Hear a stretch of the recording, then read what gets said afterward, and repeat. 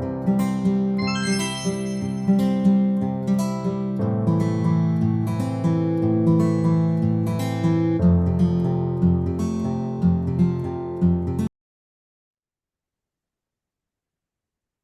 morning. Right.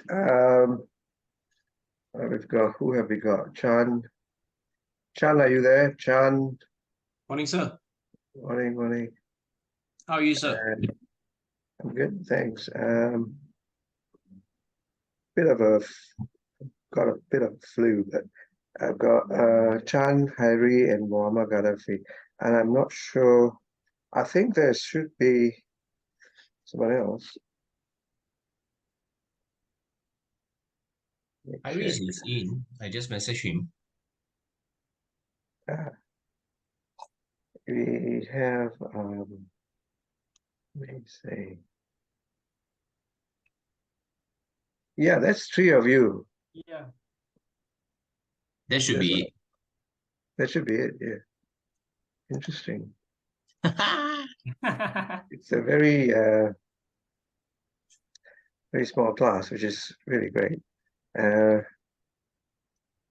Right. So we'll keep this short. I have a very bad sore throat. Sorry, because we've been a bit busy last week. But today, the subject we're doing is entrepreneurship, right? Yeah. And the reason why I'm teaching you entrepreneurship is because I'm one of the few people, very few people who can actually spell that word. It's terribly long. Um, who else is here? Yeah, I think that's about it. So, uh, quite simple actually. I won't do any introduction, so we should be quite quick because I think generally. Kyrie, can you hear us? Yes, Prof. First of all, Prof, uh, I'm sorry, I was admitted in hospital now Mm, due to viral fever. mm. So I just lying down, and then it seems like not appropriate for me to switch on Oh, the that's fine. No, no, cam. it's okay. I just wanted to make sure that you could hear us. Yes, sir. Yeah, no worries, no worries. That's cool. So okay, good. It's good. So since we all know each other and very quickly, the first thing I want to do with you, there are a few things I'll do. One is I will run through the course plan very quickly. Then after that, I'll run through the questions, that is expectations for the course, and then we'll do one quick few slides on the general understanding or the overview of entrepreneurship, as it were. All right. So let me see. I'm going to share my screen. I gotta look for something. Where?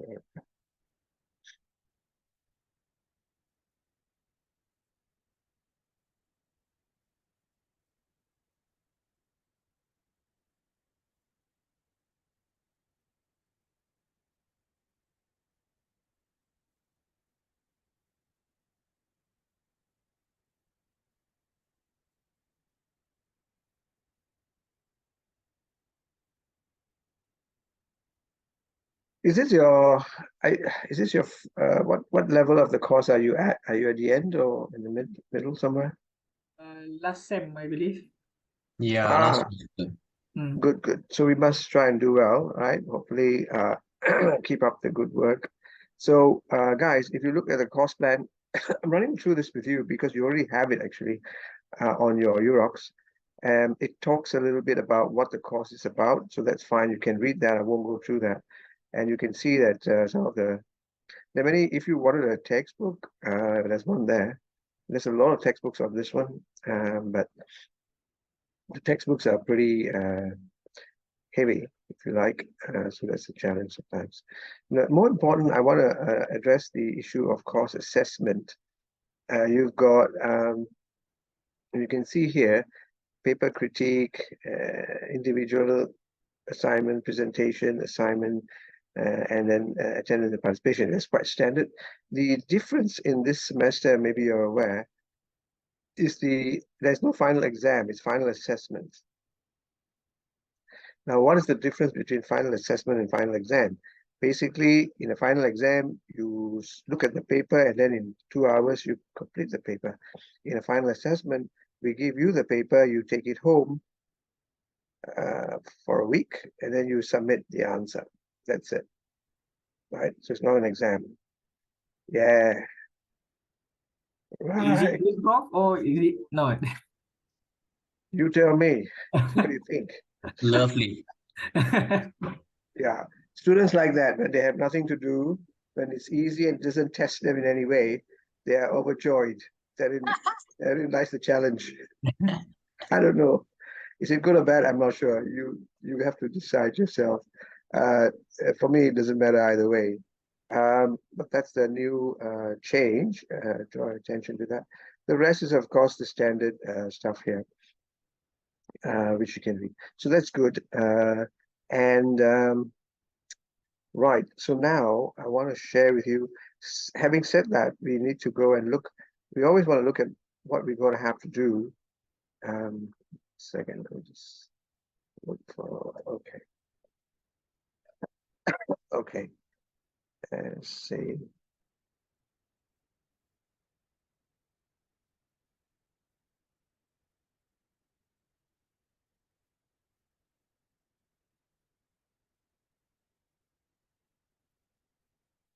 Now, the first assignment is a critique. So essentially, you're looking at an article. And in this case, the article is the Dasar Keusahawanan Negara, that means the National Entrepreneurship Policy 2013. Okay, so you can easily download this article or you can get it online somewhere. It's there. So the question to assist you, what I'm doing is, so of course the purpose of an entrepreneurship policy, so that's a very broad overview for the country, right?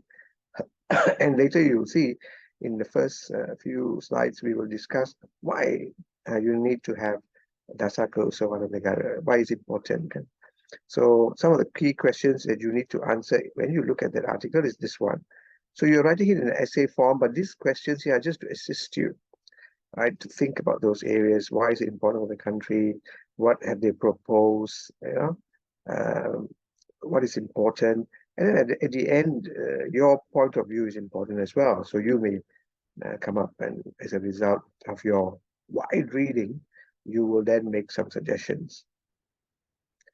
Am I correct to assume that you're going to do some wide reading?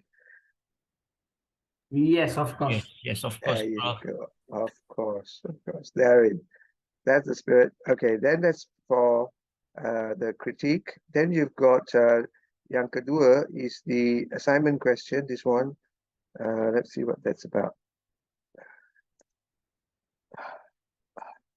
Okay, here you go. So assignment question.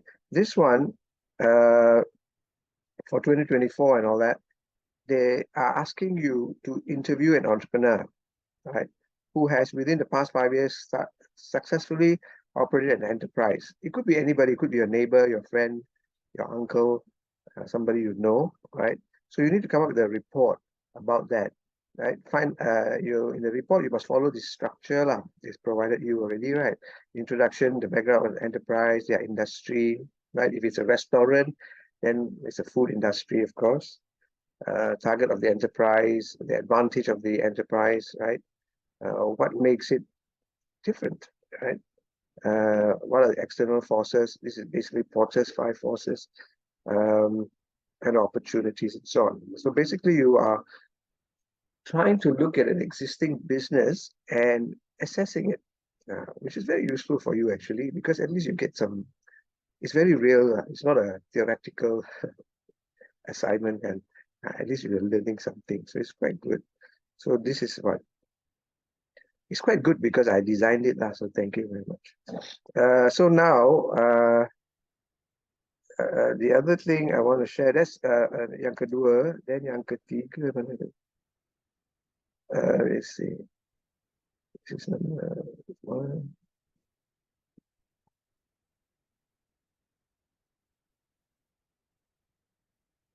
This one. This is the next assignment. This one, we're talking about you finding a new business opportunity, right? And it's asking you to say that, hey, what do you think is a good business opportunity out there? and ask you to discuss all the resources and the team required for item number 1, right? So it's in 2 parts.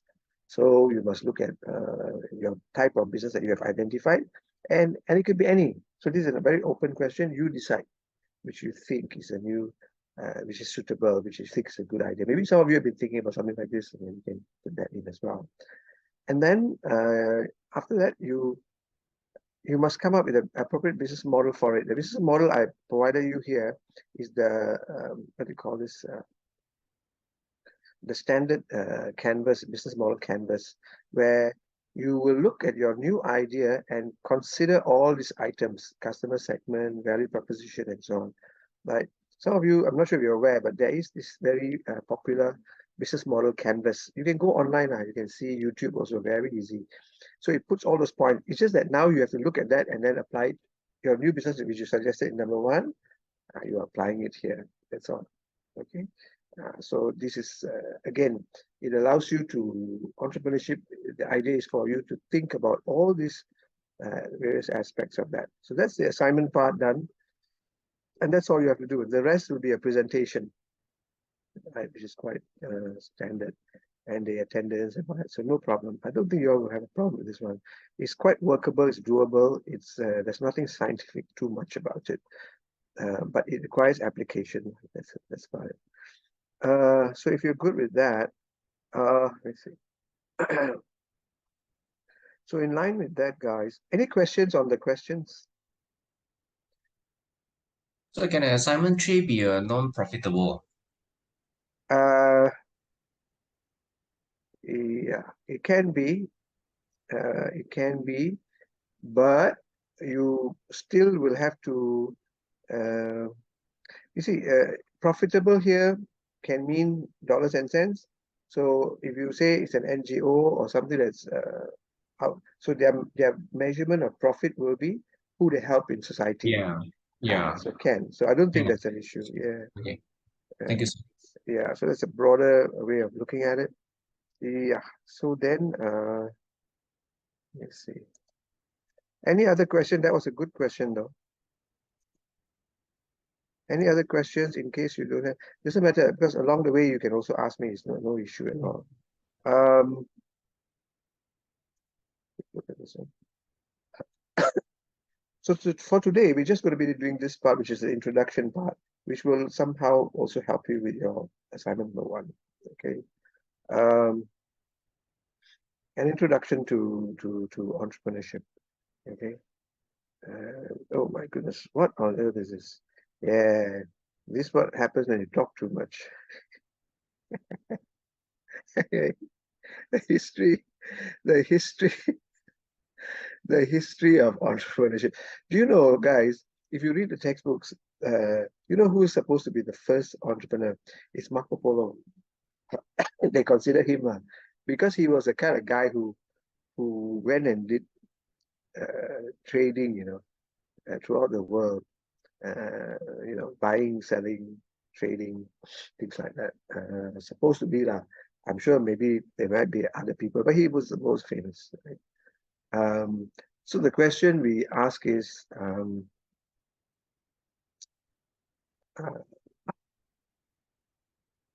Marco Polo himself was not a very rich man. Not a rich man. He wasn't a well-to-do person, but he had some certain qualities. He was very knowledgeable. He knew how to travel the seas. And those days, don't forget, if you travel the sea, people thought the earth was flat. So you fall off the earth. And also, there's a lot of unknown factors, dangerous also. So he had courage, he had knowledge, and also, because since he didn't have, those very rich people in Europe would buy the ship and provide the workers and everything, and Marco Polo would manage it, right? And in that sense, when they give him all the treasures to go and do trading, he was a person of integrity. They must trust him, you see. Right? If you want to understand how this all works, you must go and watch the movie Pirates of the Caribbean, Johnny Depp. You watch that movie, then you know how it works. Very dangerous, isn't it? All kinds of strange creatures. Of course, it's a bit imaginative, but it's the same thing. Because if you look at the Johnny Depp ships, those ships were actually what they looked like. They had no motors, and it was very much a manual thing. And if you go to Sweden, there is a state museum in Sweden called Vasa, the Vasa Museum, because they brought up that ship. You see, in the 14th, 15th century, when the ships were sailing out of the port in Sweden, one of the ships, the Viking ships, sank. And it just so happened that the chemical composition of the port did not corrode or erode the ship. So in 1961, they actually pulled up the ship. And if you go to the Vasa Museum, the name of the ship was Vasa. That whole museum is just that one ship, and it's huge. Right? So I was there. I took a good look at it, and yeah, it's definitely Pirates of the Caribbean. So Pirates of the Caribbean is real. It's real. For those of you who haven't watched it, very, very sorry for you. Okay, so like that. So that's how it's all about. A lot of people think of entrepreneurship like this, lah. They think that, oh, Gaddafi he works in a bank. He's going to become an entrepreneur. That means he's leave his job, start a business. Wow. Many people think of it that way. Many people think of entrepreneurship as taking that leap forward, but actually it's not. It's really not. If you see, when you take that leap forward, it's very scary. Why? Because you don't know whether you're going to land on your feet or on your head. There's a higher chance you're going to land on your head. That means you're going to fail, isn't it? So it's very scary. But actually, entrepreneurship is not that. And hopefully, along the way, you will understand that it's a lot of planned action, actually. Planned action. It's not taking risks. Entrepreneurship is not gambling, put it this way. But unfortunately, the layman doesn't understand this. And he goes, Gaddafi, when we were young, when I was young, when I was in my 20s, I used to sit in the mama stall with my friend, minum teh tarik. And then we see a guy driving a big car. Oh, he drives a Mercedes Benz. So we always say, that's a good business. Based on the car he drives. Nonsense. So, Sekarang pun sama lagi Prof juga. sekarang pun sama. lagi. Yeah. So, because me and my friend, we are in sales, we were a bunch of jokers and we don't understand anything else. We didn't understand finance, operation, we just want to get rich. That's all we want. And we want to do it fast. so yeah, the lack of understanding, knowledge. The good thing is I have started businesses before I understood entrepreneurship, and I've also started business after I understood entrepreneurship. So it's quite an interesting contrast there. But there you go. So this is the thing. So, so you pronounce the word entrepreneur, not entrepreneur. Sometimes when I'm sharing a thesis presentation, and a PhD student who's doing the area of entrepreneurship is pronouncing it entrepreneur nonsense. What kind of PhD student you study? You should at least know how to spell the word and pronounce it right. So anyway, it's French word lah. French are stupid. So somebody who's going to start a business, hopefully try to make some money, right? But you will find that as you go along, the key thing is adding value and filling a gap. These are the two key words you must remember. I call it the V word and the G word, right? No matter what, you got to add value, right? That means you got to give somebody something. The V word, sangat penting. And this is useful for your next assignments and all when you do. Are they adding value? And are they filling a gap, right? Otherwise, it becomes a me too business. So a lot of times when you look around you, like say, for example, people say, oh, he opened a hamburger shop, store.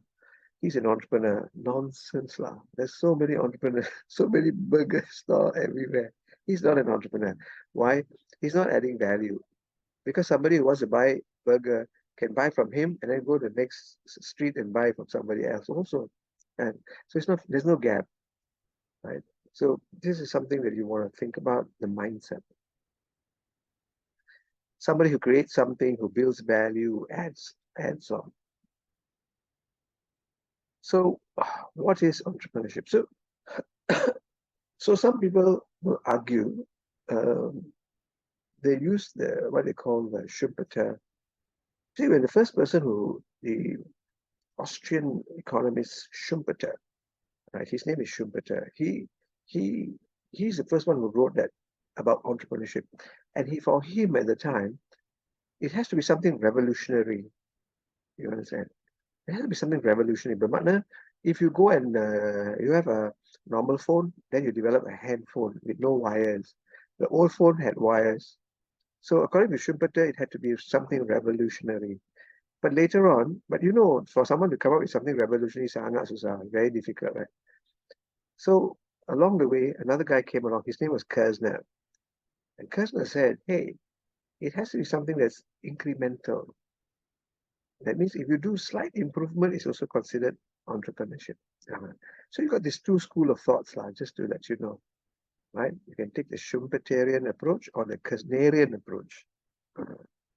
Why am I telling you this? Because tomorrow, when Chan is sitting down with his friends and having a coffee at Starbucks, right? And the friend is suggesting some business idea, as somebody will come up to you and suggest a business idea. Chan will sit back, sip his latte, and he will say, that's interesting. That sounds like very much a Keznerian approach. And all his friends will look at him and realize they don't understand what the shit he's talking about, which means he must be smart. So Chan, you're well on your way to becoming smart and Bunch of bullshit, sir. and impressing people.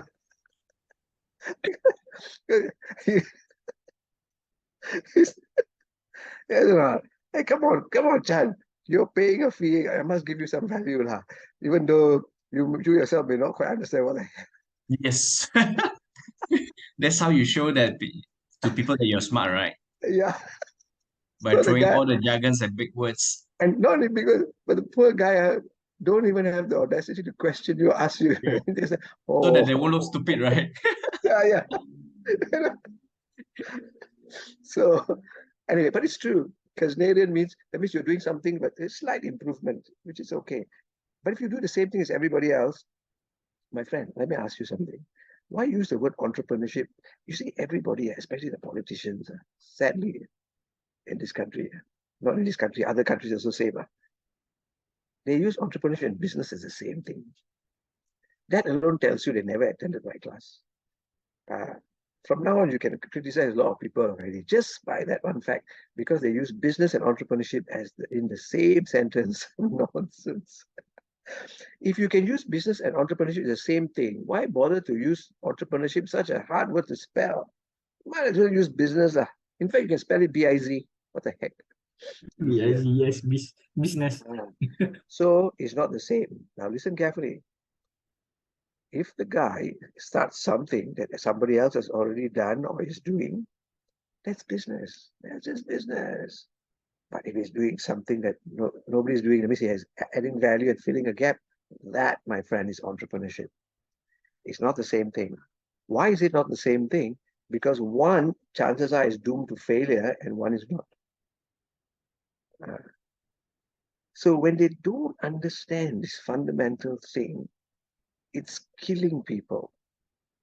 I once attended a talk with Pak La, the former trade minister or whatever, I think, Pak La, SPF?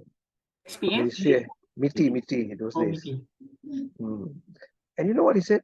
He said, we have spent 7 billion since 2000 and 2010, 7 billion on Bhumiputra entrepreneurs, and he doesn't know what's happened to the money.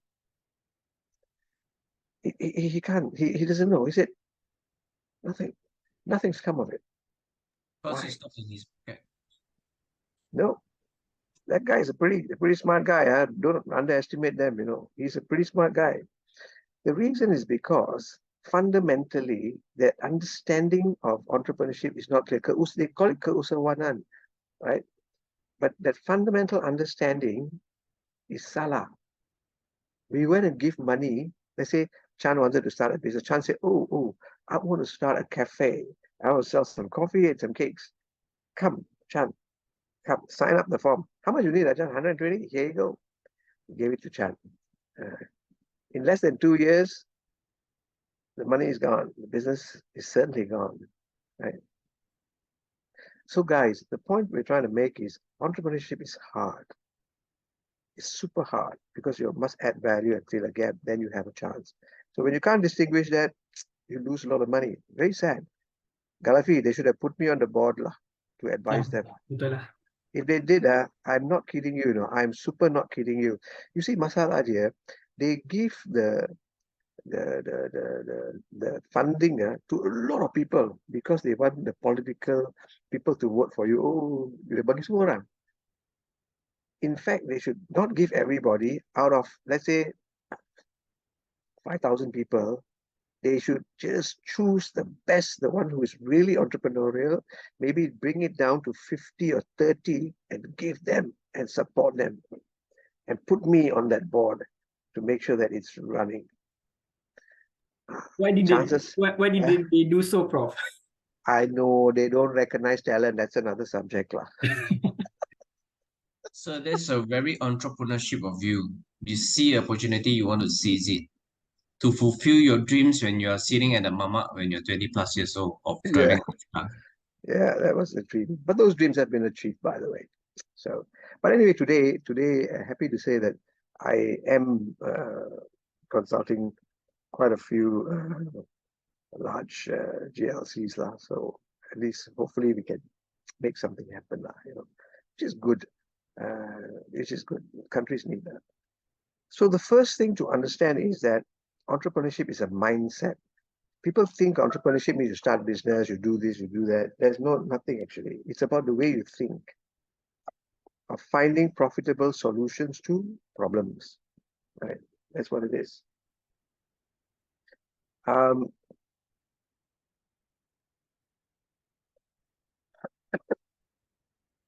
Let me give you a quick example because this is important. This is very, very important so that you understand when we say it's a mindset.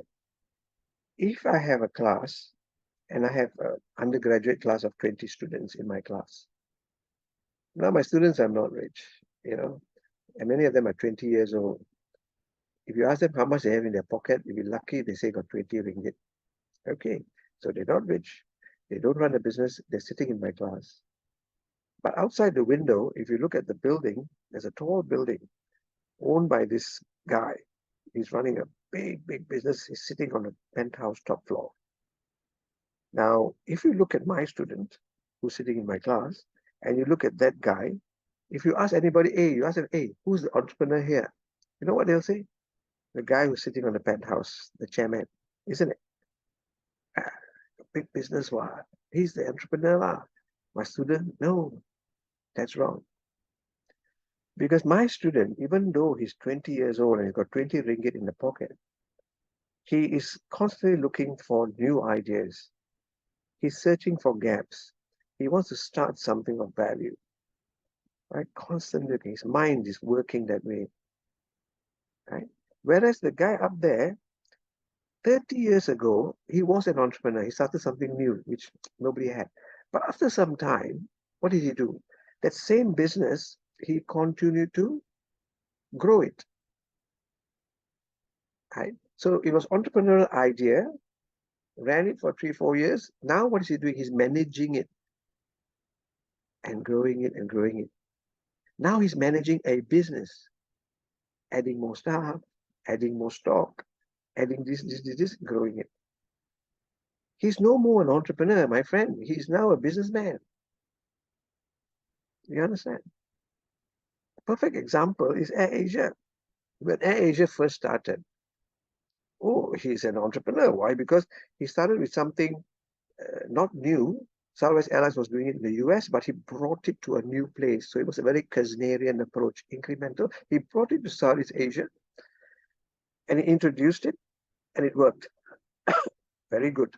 And he make it grow and grow and grow. Tapi, after 3 to 4 years, he is no more. He's doing the same thing only. There's nothing new. There's no new value add. He's running the hub and spoke system, and that's great. But Tony Fernandez, the type of chap in the sense that he went and do AirAsia X something new. He did Tune Air. He did this. As long as you're doing something new, That new thing is entrepreneurial, yes. Tapi after some time, is no. The question you might ask is, after what time? I don't know. I also don't know.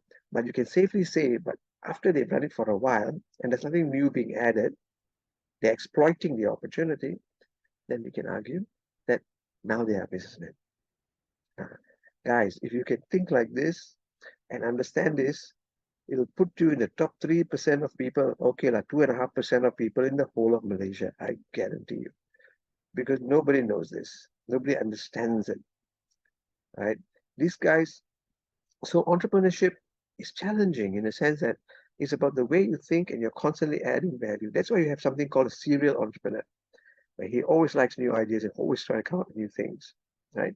So if you understand that, you find that your analysis of many things becomes really different. That is a starting point. Okay. So identifying a problem, solving a problem, coming up with a solution. Entrepreneurship is coming up with a solution. If in that area already got many burger shops and you open another one or another restaurant, are you solving a problem? No. You're just running something that everybody else has been doing. But in a new area, in a new taman in Dengkel, one new taman far, far away, that place got no shops. Then you went and set up that burger stand. Yes, you are entrepreneurial. So apa? You're adding value and people need it. You're solving a problem. You understand? I see the difference. I like that. It's not to say burger stand is not good. It's just that it has to add value. That's how. Does that make sense to you? Yeah, yeah. Guys, I'm telling you guys, this is super powerful because if you understand this, it really blows people's minds and then it helps you to analyze things better. Right. Isn't it normal that a successful entrepreneur transition to a businessman? I mean, is it to be expected? Yeah. Generally, that's the case. But some people are different. Or the orang lain. If you go internationally, you see some people start the business, he run it profitable. He sell, he start another one. He sell, he start another one. But generally, even like Tony Fernandez, Air Asia, they're doing the same thing, right? Now, still running the thing, right? So yeah. Then the problems are different. It's not about adding value anymore and filling a gap. It's about managing it efficiently. It's a different challenge. Prof, sorry, Prof. Yeah. Just back to the previous slide, Prof. Yeah. Profitable solution is mean it's money wise, Prof. No. We just heard from Mr. Chan that he is running an NGO. Profitable is in a broad term. Profit can mean money. It can also mean if you're running an NGO. Let's say you want to run a rumah anak yatim. How many anak yatim you can save? That's your profit lah. Kan? That's how you measure. But you need some money to operate it lah. Tapi you are not worried about the money. Yang you nak is to save the children or to do some community work, depending on what it is. That's your measure. So in this case, Prof, that means the entrepreneurships will remain the entrepreneurships, not become the businessmen lah. If you mean, seems like the NGO. No, it still has to be entrepreneurial, because let's say Chan says he wants to run a rumah anak yatim to save anak yatim. You think his is the only outlet lah? He's the only NGO. Oh, no, yeah. right? Okay, Ada banyak kan? Tapi Chan has to add value, has to show people, hey, mine is different. Where we not only take care of the children, but we can even come up with scholarships, and we have this training, no, whatever, to show that he adds value. Otherwise, he's not going to get much money, I'm telling you. It'll become a kais pagi, makan pagi business, which is really rubbish. We'll talk about that later. That's good. Right. Thank you, Prof. Yeah. Prof, does your Joy Factory is an entrepreneurship kind of business? Yes, it is. It's because you know why? We are providing value in the sense that very few people have targeted exercise programs for OKU. Very few people. Not to say there are none, but very few, because ours is targeted towards exercise and socialization for a specific age group, for those who are in their teens. So I think in that sense, we are adding some value, and our profit is not in terms of dollars and cents. Our profit, like Chan was saying, is in terms of how many kids we can get them to socialize and to get them fit. That is our measure actually. So, yeah. So we're not looking at, there's no money in it at all. The money is just to cover the cost of the assistants who run the program. Yeah. And they pay very little. They pay, I think, 15 ringgit or something per hour, which is very, very low. So, but even then, it's not easy to get them to come because they do come.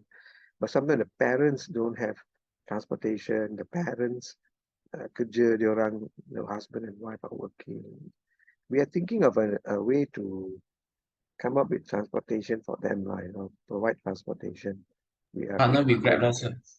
Partner cannot, with Grab. cannot, because these kids are very special kids. You need to have the handler, so-called handler, with Yeah. them. So they cannot come on their own. So that's why.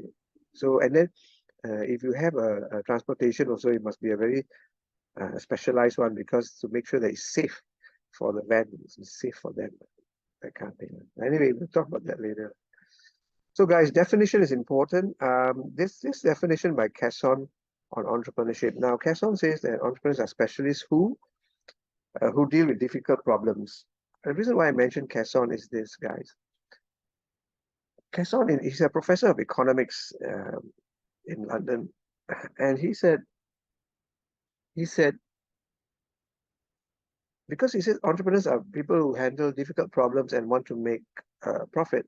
He said that if you are a bank robber and you find a way to rob a bank without getting caught, you're an entrepreneur. Does that make sense? If you're a bank robber and you find a way to rob a bank without getting caught, you're an entrepreneur. Why? Because you solve a difficult problem and you make a profit. Morally, it's wrong. Technically, it's correct. Right? So I thought that was interesting what Casson had to say. You can read his book on entrepreneurship. I think. Another definition you want to look at is by Jesus and Peters. He talks about entrepreneurs having to add value, put in the time and effort. They take a lot of risk, financial risk. Psychic means mental risk, social risk, right? And the satisfaction is that they get a successful business. So Jesus and Peters did talk about it. It's a very old definition, but it's not bad, right? It does cover all the key areas, right? So if you're doing entrepreneurship and if you write a paper with no definition of entrepreneurship, it's very sad. Any paper you write on entrepreneurship, you must have a definition, right? Let me give you a fairly good one. This one, entrepreneurship is a way of thinking, mindset. Remember, we said entrepreneurship is mindset, organizing of knowledge and resources, right? Putting together things, right? Even though you may not have it, but you put together. Let's say Chan wants to start that one. Somebody says, hey, I believe in Chan. Here, I give you the funding. I give you the premises. I give you something. So Chan runs it, right? Knowledge and resources, which results in an enterprise that looks to add value. So Chan also, when runs, he has to think about adding value and filling a gap, right? Otherwise, it'll be just another me too, not useful. Because Chan says, I think that we can do much more, right? And gaining a profit and achieving a social goal. Profit or social goal. So the profit, it can be dollars and cents. It can also be a social goal to save the people. This definition came out in Procedure and Economics and Finance. A very good-looking guy. He came up with this definition, and it's in the journal, right? So it'd be interesting if you quoted from this journal. What do you think? That's you, right, sir? Which one? Oh, no lah. Just because I say good looking, you say it's me. Don't be lazy lah. Go and check lah the journal. You It's you, sir. Hey, hello, Chan. This is a damn good, better than the Quilo definition. Okay, any day, any time. I guarantee you. Agree, sir. Agree, sir. That's why Yeah, we are here with you, sir. I know, and just that I'm very modest. I don't want to be famous. That's all. Okay. See, like Gaddafi, even though he's in San Francisco, he just keep quiet only. He don't want to say much. I cannot say much. Anyway, hello. Please use the definition. Okay, I'm not saying use this lah. Use something lah, because this is very useful. Covers everything lah. What more you want? Your headache lah. definitions I'm going to give you. So why entrepreneurship? Well, successful cities have become very successful because of entrepreneurship. Went up. Guys, do you know that you live in a very interesting time? You live in a time where you see China rising. You see India rising. Why? Especially China, because China used to be very communist, and under the Han Dynasty, for 200 years, China closed their borders and they really went backwards. Then China has changed, and now China is embracing entrepreneurship. People can become rich, people can come up with new ideas, new things. So you are looking at it, you're looking at it happening. It's so exciting, right? I don't know if you realize it, but yeah, because when they embrace entrepreneurship, they are unleashing the mental potential of people. That's what entrepreneurship is. Why? You, if you do well, you become rich. If you do well, you succeed. Very powerful. Under communist rule, if all state control, cannot. So in Malaysia also, if you try to say, oh, the government will control the funding and give it this, cannot. Trust me, it will not work. Because government cannot harness, they do not have that mental capacity. The strength of any country is what's between the ears of its people. It's not the oil, it's not the gold, it's not whatever's in the ground. No, no, no. That is why you find around the world small countries doing very well. Big countries with so much resources, nothing. Because it's what's in between the ears of its people, and you need to unleash that, right? And that's the point. So if you look at Holcomb, right, he talks about for a firm to survive in the long run, your good management is good, but you've got to be entrepreneurial. What does that mean? That means that you've got to add some value along the way. You cannot just run the same business. You know, you keep on running, you know why? People will copy you. People will compete against you, isn't it? So you always got to come up with new ideas. Okay. So certainly, guys, if you look at this, economies grow because of entrepreneurship. Why? Because people say, if there's a chance decides to start a new business, wow, tomorrow if Chan is successful, he might be employing 2,000, 3,000, 6,000 people. It grows the economy and it creates jobs, right? And entrepreneurs generally have high self-esteem, self-belief. You may think that self-esteem is an intangible, unnecessary thing, but trust me, it's very important. The self-esteem of a people can make them go on to do many different things. But when people's self-esteem is low, they can't do much. So entrepreneurs generally have very high self-esteem. They self-belief. They fail, they try again. They fail, they try again. Yeah. So self-esteem is important. So it drives the economy. I presented papers with Aldrich, actually. It's very interesting, I studied entrepreneurship, right? And then I see these names like Aldrich and Feldman and all that. And then when I go to the conference, I actually meet them, they're basically Austrian economics. So it's quite interesting, right, in that sense. The important thing to remember is each country must have its own entrepreneurship or entrepreneurs or people with new ideas and creativity. You must have your own. Foreign countries are not going to come and give you. Nobody's going to give you. Nobody's going to give you. I'll give you a very simple example. Okay. 40 years ago, 50 years, Tun Mahathir started Look East, Look West, and they realized that computers are very important. So what did he do, Mahathir? Mahathir said, offered a very good offer to Intel. What does Intel do? What does Intel make? Chips. Yeah. That's right, microcomputer chips. So Mahathir invited Intel to Penang, in this case, gave them a piece of land, everything, because he says important, so that we can learn about this chip making and everything, because this is the future. And Mahathir was right, it is the future. But now, 40 to 50 years, does Malaysia have its own microcomputer chip? No, what we have is potato chips. That we have. But unfortunately, computer chips, no. Sebab, nobody's going to share with you. Nobody's going to give you. Sorry. Right? It just doesn't work. Right? So it's challenging.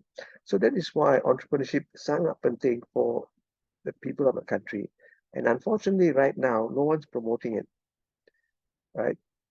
Last time under the government of Najib, right, they used to promote entrepreneurship a lot, but now it's not.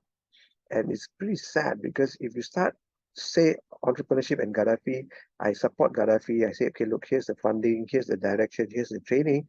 Gaddafi will not only take care of himself, he will employ people again.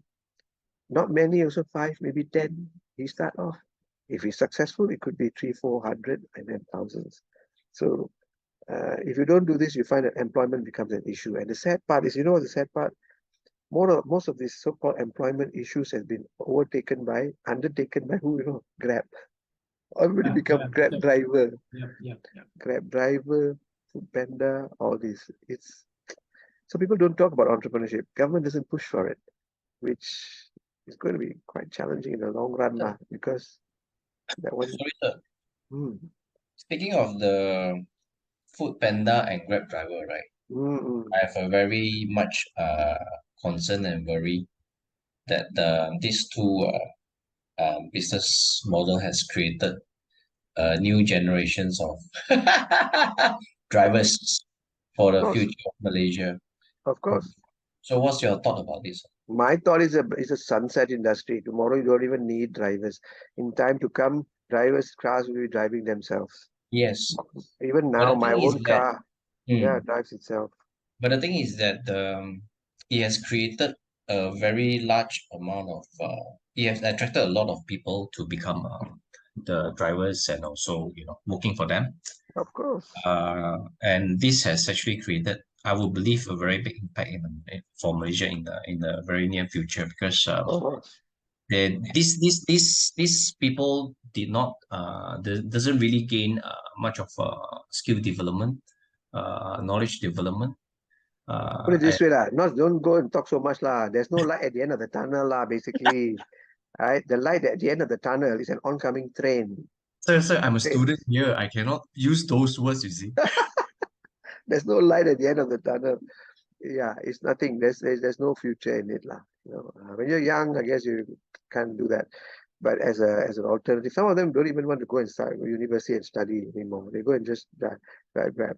So these are some of things to think about. So homemade entrepreneurship. Our local Malaysians coming up with entrepreneurial ideas. So when you look at your Dasar Keusahawanan Negara, please think about it and see what your suggestions are, and how you can think about it, right? So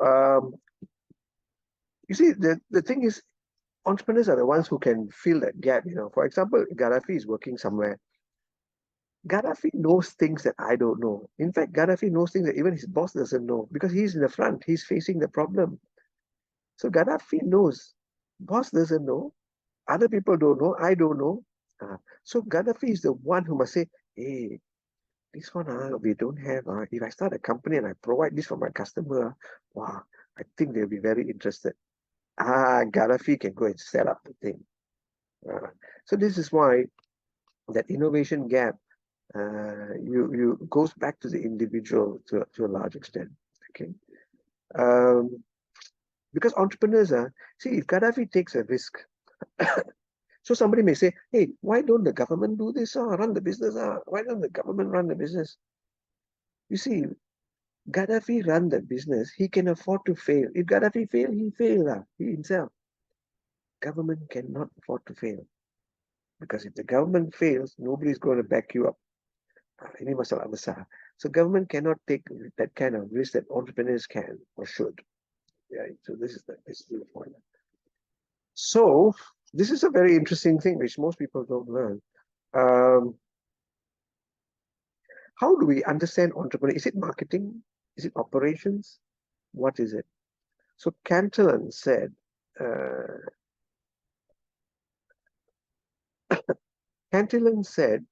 entrepreneurship covers everything, right? So you study subject, you study banking, you study medicine, you study social studies, you study marketing, you study operation, risk management, all those things are HR, you study, all those things are bricks in a wall. Cantillon said, entrepreneurship is a cement to bring all of that together. I thought that was a superb explanation of it. In fact, I'm very unhappy with him, because I should have thought about it first. I would have if he hadn't, but he did. So he hijacked my thoughts, but never mind. So this is how you can think about it again, guys. Entrepreneurship is that cement to bring all of this together. So actually, the study of entrepreneurship is super important. Let me give you a real example. Once in Bajaya Times Square, I attended a conference, and then during the lunch, I was sitting down, and it just so happened at the same table, the dean of Harvard University was sitting there as well, right? So we got to talking. You know what he told me? You know what he told me? The dean of Harvard University says, in Harvard University, when you want to do an MBA course, you can choose any subject. So if Chan comes in, Chan, they're not going to give Chan, hey, Chan, this is all the courses you take. No, no, no. Chan will choose this course, that course, whatever he likes, put it together. Let's say he needs 13, 14. And, yeah. But there's one course that is compulsory for all students. And you know what that course is? It's entrepreneurship. Harvard University's MBA makes entrepreneurship. And that is why, at the time, I decided to do entrepreneurship because I realized it's going to be very important. And it is. It is very important for the country, for individuals, for people, for everyone. Okay, so this is how you might want to think about it, guys. And without entrepreneurship, it is dead now. Your country will die. You will die, your country will die as well. Even if you work in an organization, Gaddafi work for somebody, he also has to be entrepreneurial. Right now, the boss has to see that, hey, Gaddafi is adding value. Then I can promote him. Right? It's called intrapreneurship. Entrepreneurship within an organization. So entrepreneurship applies everywhere. And without entrepreneurship, you're heading for the graveyard. When you stop thinking and you stop striving, then there's decline. All right. So I think that's clear. So my question is, hey, since sir, you say it's so important, sir, why not we make everybody an entrepreneur?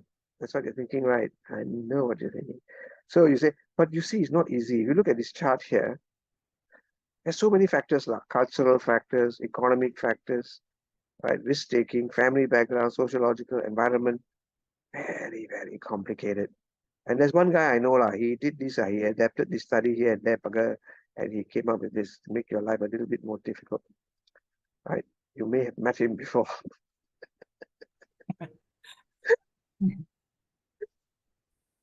Guys, don't worry about this chart.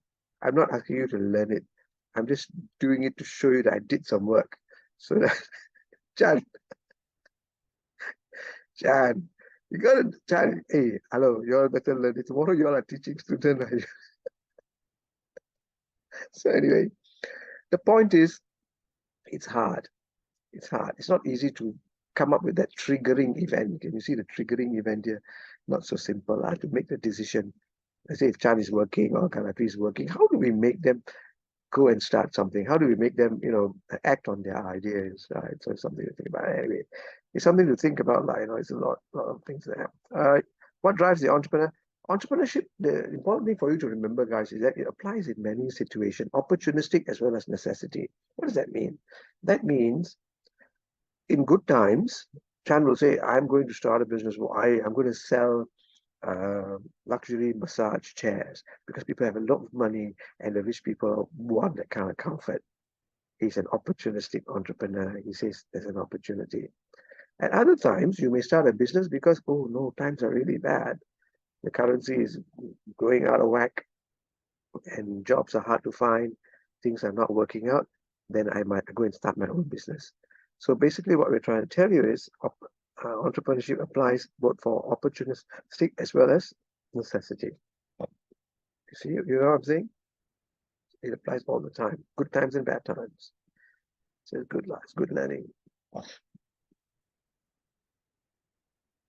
Yeah, the necessity entrepreneur, no choice. People set up because no choice. And then other people, because they have a choice, and they take a decision, right? So that's it. Productivity will increase because of new invention, innovations. By the way, I don't know if you're aware, I and another professor from France conducted a half-day lesson for the Malaysian cabinet. Najib, Muhyiddin, and at the time Najib, Muhyiddin, and the cabinet in Marriott Hotel in where is it? Putrajaya somewhere. I don't know. We conducted it for the cabinet because Najib was very keen on innovation at the time. So there was that. So here, this thing by Timmons, nonsense. Timmons says that if you want to be the characteristic of entrepreneur is commitment, leadership, opportunity, creativity. In my opinion, I disagree with Timmons. I think these characteristics are important for everybody, even if you're not an entrepreneur, right? Even if you work in an organization, even if whatever you're doing, all these are very important. But Timon wanted to sell his textbook, so he wanted to fill up a few pages, so he wrote this so that people like you can go and buy it. I refused to accept it. So I did not buy it, but I used it to show you that whatever you read doesn't mean it's correct, except for what I write. So that's clear. Right? As you can see, I'm not very biased. Okay, that's it. And hopefully you get to the top. And then Miss Barbara usually asks you some questions. Barbara says, 4 characteristics of entrepreneurs. Why is it important? And then I give you some answers here. So that way, any questions, guys? That was good. Ada soalan. It's a good discussion. It's not good. It's Galafi. It's brilliant. It's just that you don't know it yet. You know why, Galafi? You go and sit any Starbucks, any coffee place, and you have a discussion with somebody, you will stand out like crazy, right? They will ask you, hey, Galafi, you're from Stanford. Are you from Stanford? Or are you from Boston, Massachusetts? Where are you from? They will ask you this question. Be prepared. I just prepare you. But honestly, guys, it's an area that I'm very passionate about, to be honest. I'm really passionate about it. And when we have a chance, maybe even after our courses, I really hope. Do you know that 2 students have actually called me up to have a chat with them? They finished their course. 2 young ladies, and they want to have a coffee and a chat, and I'm quite happy if I have the time now. So I fixed up an appointment for I think next week or something. It's good to get some ideas. Guys, when I retired very early at 45, and I joined the university. I've never been in a university before, and the person who helped me, who mentored me, was Dato Sri Zabit, the former president of Uni Razak. Otherwise, I won't know what to do. I won't even do entrepreneurship. I didn't know what to do, I didn't know. And he because he's very experienced. So he said, hey, Roland, you do this. Roland, you do that. You do this, you do that. And he and me, those days I used to smoke. He used to smoke. Kita 2 orang pergi atas tau. Uni Razak, the apa tu, Bank Rakyat building, last time, man. We go to the rooftop. His office is right top. So you take another staircase and you go to the rooftop. On top, he and me, Isabel and me. Ya lah, boss. Macam mana? Ya lah, begitulah. But he's very good. He guided me. He said, you do this. This is what you do. He's very experienced. So all of us need that guidance. Somebody to tell you, hey, let's say you come and ask me, hey, sir, I want to do this. What should I do? You can listen. You can either take it or not take it. But you listen, then orang dah buat kan. So you can follow, see whether you can follow or not. So Zabit knows. Zabit really, really, he's quite a guy. He's quite a guy. It's just that some things are beyond your control. But otherwise, it's okay. So I learned a lot. So I gained something from that. Okay. Right. So we come to the end of today. It was a good discussion for sure. And then we will, hey, next week on, hold on, next week we cannot have a class, guys, because I will be away. I forgot to tell you. Let me check. One idea. On the 26th. 26, right? 26. Yeah. 26. Can we form a WhatsApp group? Boleh? Can we just form a WhatsApp group? Get Hairiri. There's only 3 of us, so no problem. Yeah. Hairiri, Chan, and yourself, and then name it what? SKC Entrepreneurship ENT. Okay. And then put it as November 23. November 23. because there are many groups. So November 23 SKC Entrepreneurship, you form that group, and then what I will do is I will let you know when we can replace that class. Is it okay for you all if we have the class on one of the weekdays at 8:30? Because I say 8:30 because some of you are working, so maybe by the time you get back home, you need some time. Is that okay for everyone? Yep. Can, Okay, Prof. I'm okay. okay. Just for this coming Sunday, because I will be down in Johor. Okay. So if there are no questions, guys, just go ahead and do the first one. Follow. I've already given you the question, so you just have to follow that, and then at the end, in the conclusion, share some of your own ideas as well, based on our discussion. Okay. Yeah. So very good, and I will see you again when I see you next. Thank you very much. Thank you, Thank you, Prof. sir. Thanks, Thank you, guys. Prof. Have a nice weekend. You too. You too. Thank you. Bye.